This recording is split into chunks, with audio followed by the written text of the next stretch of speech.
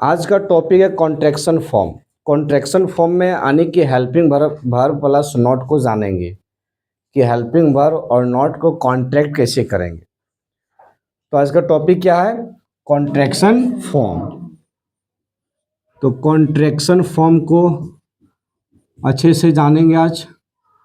तो contraction form आने किसका? हेल्पिंग वर्ब प्लस नॉट, इसी का ना जानेंगे आज। तो टोटल हेल्पिंग वर्ब 11 है, मॉडल हेल्पिंग वर्ब 13 है ना। तो पहला है, देखो पहला कौन सा लिखते हैं?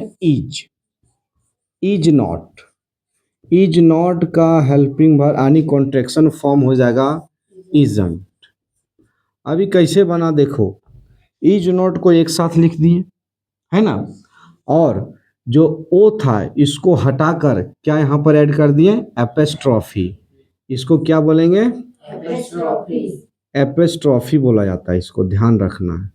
कॉमा नहीं बोलना, कॉमा नीचे न होता है, ये क्या है?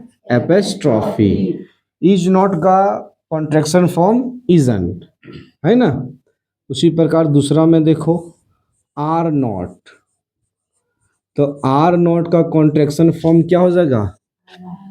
आरेंट होगा ना। इजी है सब, लेकिन कुछ ऐसे हेल्पिंग वर्ब हैं जो कि इजी नहीं है। जैसे में तीसरा देखो, एम नॉट का एंशियंट ग्रामर में होता था कॉन्ट्रैक्शन फॉर्म एंट है ना, जो कि इसको अब हटा दिया गया। अब इसके स्थान में वही चीज लिखा था जो आर नॉट का होता है, क्या होगा? आरेंट।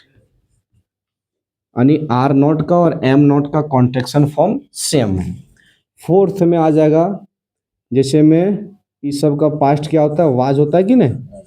वाज नॉट, तो इसका कॉन्ट्रैक्शन फॉर्म वाजंट। आसान है, एक साथ लिखो, वो को हटाओ, एपोस्ट्रोफी यहाँ पे ऐड करो। फिफ्थ में है वर नॉट। इसको वेयर नहीं पढ़ना, पता है ना? वेयर होता है WHERE है ना, इस प्रकार से WHRE, ये है वेयर और ये है वर नॉट, इसका कॉन्ट्रैक्शन फॉर्म वरंट। सिक्स्थ में डू नॉट, इसका कॉन्ट्रैक्शन फॉर्म हो जाएगा डोंट। इसी प्रकार से है डज नॉट का कॉन्ट्रैक्शन फॉर्म डजंट। सब इजी है, आज भी हो जाएगा। क्या कोई डिफिकल्ट लग रहा है? केवल इसमें सबसे अलग था ये थर्ड नंबर का, था कि नहीं? केवल इसको ध्यान में रखना है। एट्थ में है डू डज का पास्ट क्या होता है? डिड नॉट का क्या हो जाएगा? डिडंट। इजी है। 9 में अब हैव नॉट का कॉन्ट्रैक्शन फॉर्म हैवेंट है ना। उसी प्रकार से 10th में है हैज नॉट का कॉन्ट्रैक्शन फॉर्म हो जाएगा हैजेंट। सब इजी है कि नहीं? लास्ट में ये दोनों का पास्ट क्या होता है? हैड, यानी हैड नॉट का कॉन्ट्रैक्शन फॉर्म हो जाएगा हैडेंट। ठीक है, ये सारा कॉन्ट्रैक्शन फॉर्म किसका था? हेल्पिंग वर्ब का, जो कि टेंस में यूज होता है। अब आगे जानेंगे 12th नंबर से मॉडल हेल्पिंग वर्ब का कॉन्ट्रैक्शन फॉर्म। ठीक है, तो मॉडल हेल्पिंग वर्ब का कॉन्ट्रैक्शन फॉर्म में यानी 12th नंबर में देते हैं।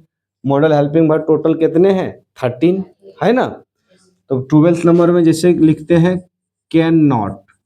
एक बात ध्यान में रखना, कैन नॉट को एक साथ लिखना है। ये आर.के. सिन्हा का एक ग्रामर है ना, ग्रामर तुम लोग पढ़ता है, आर.के. सिन्हा का ट्रांसलेशन भी पढ़ता है, जो ब्लू कलर का कवर होता है ना, उसमें लिखा हुआ है साफ साफ कि जिस प्रकार से आप वर नॉट को या वाज नॉट को, इस सारे को अलग अलग लिखते हैं, उस प्रकार कैन नॉट को नहीं लिख सकते, नहीं तो वो ग्रामेटिकली गलत है ना। तो इसका कॉन्ट्रैक्शन क्या होगा? कैंट। देखो ये थोड़ा अलग है कि नहीं सबसे। फिर देखो 13 में विल नॉट, और बाकी सबको तुम अलग लिखो, कोई दिक्कत नहीं, केवल कैन नॉट को एक साथ लिखना है। विल नॉट का देखो इसका भी अलग होता है, क्या होगा? वांट, 14th में है सेल, यानी सेल नॉट। तो सेल नॉट का भी अलग ही होता है, क्या होता है? सेंट। ठीक है, सेंट होगा। ये तीनों का अलग होता है, और एक किसका यहाँ ध्यान देना है? एम नॉट का। ठीक है, ये चारों अलग होता है। बाकी जितना भी टेंस का हेल्पिंग वर्ब या मॉडल हेल्पिंग वर्ब है, सबका सेम होता है। नॉट में वो हटाओ, एपोस्ट्रोफी उसमें ऐड करो और एक साथ लिख दो। कॉन्ट्रैक्शन का मतलब ये होता है सिकुड़ना, यानी छोटा होना, है ना।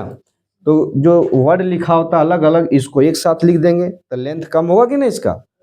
हाँ, तो 15th में जैसे शुड लिखते हैं, देखो शुड नॉट अलग लिख रहे हैं कि नहीं? केवल यही जो मॉडल हेल्पिंग वर्ब है ना, उसको एक साथ लिखा जाता है, बाकी सब अलग। किसके जैसा? ये टेंस वाला जो जितना पढ़ा, तो शुड नॉट का भी क्या हो जाएगा? शुडंट। सब बाकी इसी तरह होगा। 16 में मान लो लिखे कुड, कुड नॉट, तो इसका भी क्या हो जाएगा? कुडंट। ये सीख गया सब। अब तुम लोग सोच रहा होगा कि तो बताया जा रहा है, लेकिन इसका यूज कहाँ करेंगे? तो इसका यूज किया जाता है स्पोकन इंग्लिश में। जब आप किसी से इंग्लिश में बात करेंगे तो इस प्रकार से शॉर्ट फॉर्म में बोला जाता है ना। और लिख भी सकते हैं, लेकिन लिखने के क्रम में केवल नेगेटिव सेंटेंस में लिख सकते हैं। और इसके साथ साथ जो इंट्रोगेटिव सेंटेंस तुम लोग पढ़ा है, दो टाइप पढ़ा है कि नहीं? एक स्टार्ट होता है किससे? हेल्पिंग वर्ब से, और दूसरा WH वर्ड से।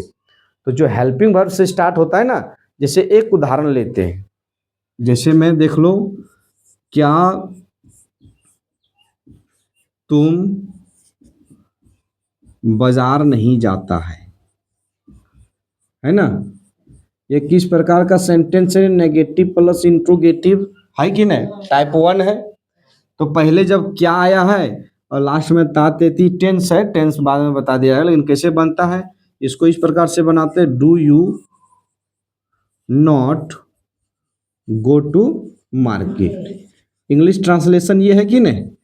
तुम लोग इसको इस प्रकार भी लिख सकता है, देखो नॉट यहाँ अलग है ना, एक साथ भी लिख सकता है, लेकिन एक साथ तब लिखेगा जब इसको कॉन्ट्रैक्शन फॉर्म में लिखेगा तब, है ना।